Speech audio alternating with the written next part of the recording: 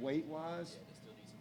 No, I mean, there's definitely, yeah, there's some of the young guys that are, just getting here and getting going, work in progress. But the guys that we needed to be, certain that we're really, really counting on, they're all right where they need to be, and progressing. So I wasn't disappointed with anybody. I mean, how about DJ? It was amazing. I mean, he's 255 pounds. He's 21 pounds down. And I told him if he'd take that necklace off, he'd have lost another pound.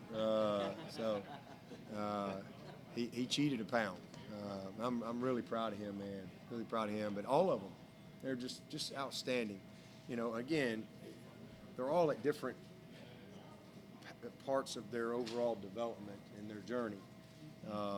But just where we need each guy to be, in the progress where they've made from where they were. Are they better than they were? Are they worse? Man, our whole football team showed up better than where they were in the spring. And that's a good sign. It's a good sign. Biggest thing you want to see from the team today to get out there? Just good practice habits, I mean, we've spent a lot of time, today just coming out of the meeting and literally it's all about these little things, man, and because the details is what lead to the big things, and just having good practice habits. Got to learn, as you go through camp, you got to learn how to practice the right way, and we're all we got. Everybody watched the Hall of Fame game last night, right? And we don't get to play anybody. We don't get to bring somebody in and practice against them. We're the only level of football that doesn't get to do that. I still don't understand that, but so we're all we got. So you have to learn how to practice, and then there's certain habits within practice that if you don't practice that way, you don't just flip a switch and have it show up on game day. It doesn't work that way.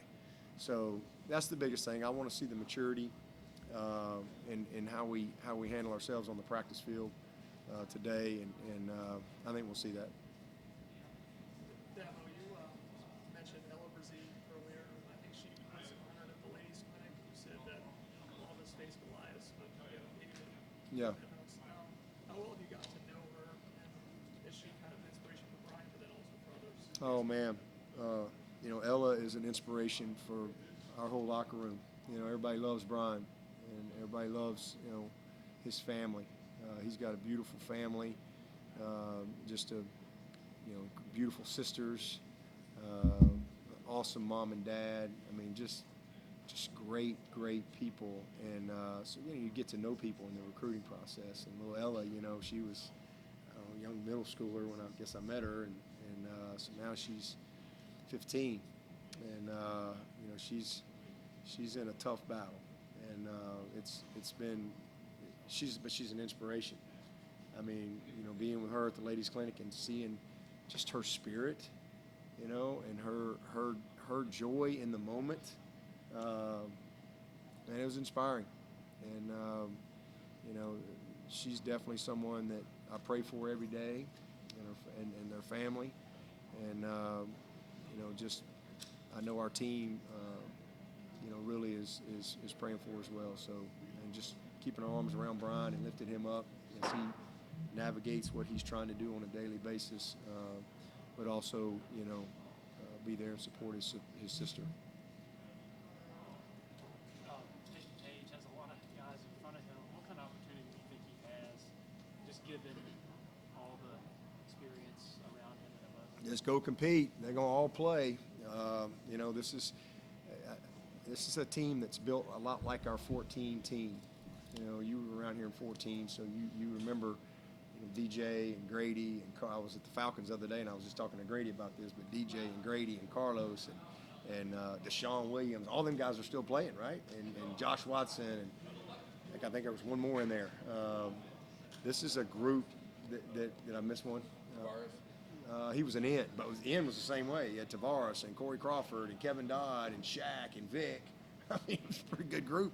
So our 18 group had the star power on the front line, but we were really young behind them.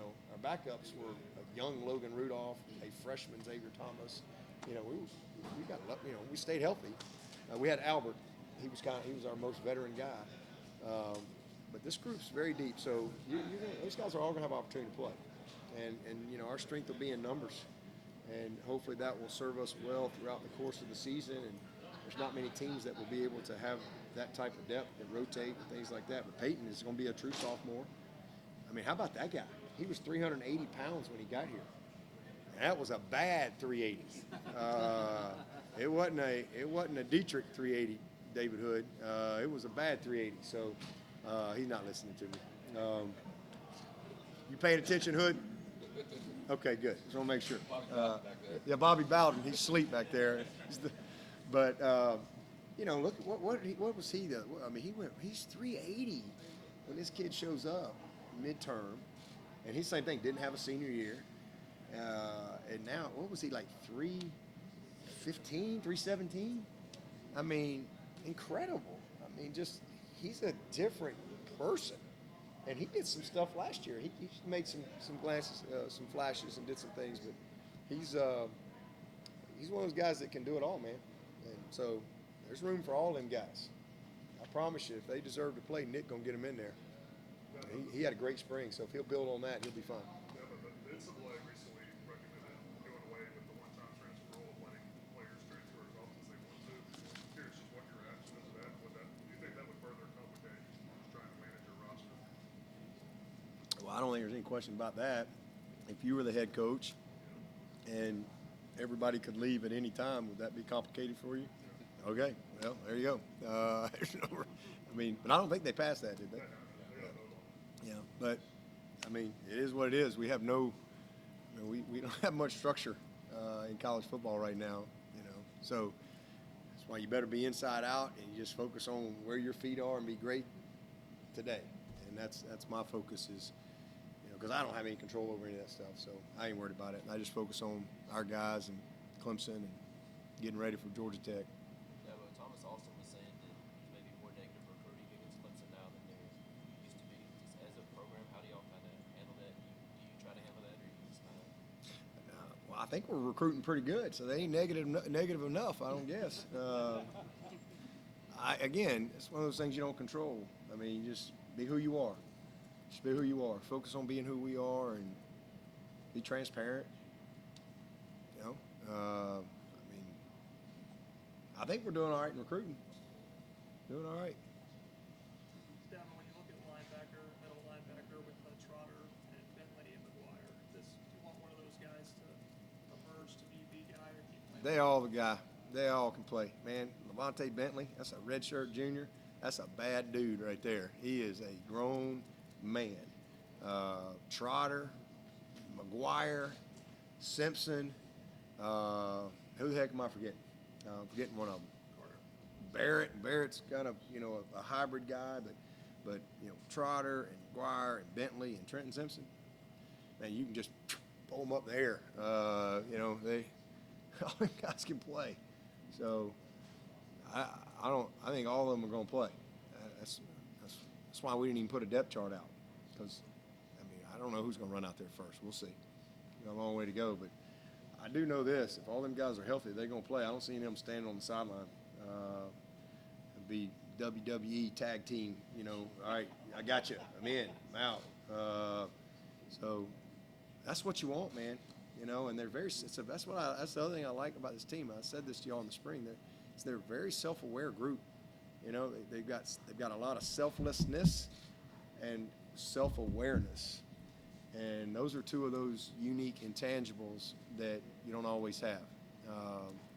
These guys love each other, and that whole group right there, man, they'll all play. I just hope they keep getting better. You know, but the competition there, that makes everybody better, for sure. How far do you think Kevin Swinney came last spring playing the den? He came a long way last year. I mean, he really did. I mean, by the end of last year, I mean, we really were confident in him. You know, very dependable player, and then he just kind of took it to another level this spring. So, you know, he's got them four dudes in front of him, but this time next year, all them guys are gone. So this will be a big year for him as a redshirt sophomore to really solidify himself, and he'll have plenty of opportunity to play for sure. But I'm really proud of Kevin. He's a good football player. He's a very committed guy. He's a great teammate. He's passionate about it. He's tough. But he has fully made that transition and bought into it. Very knowledgeable, very instinctive player. Like the game comes easy to him. It really does. Is Jake Brennan still a guy that could be moved out? So not playing outside receiver or anything, but just moving outside some.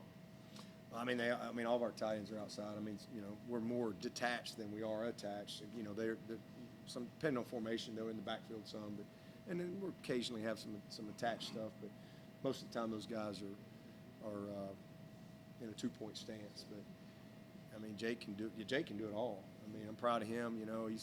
He's from where he was. I think he was about maybe 227 or something like that. And he's working to where we need. I think he'll roll out of Clemson in the probably 240 range. And it doesn't happen overnight, but he's really progressed, really in all areas. But he's one of those guys that again can be as good as he wants to be. There's really nothing he can't do. I mean, he's a tough kid, and we got to continue to get a little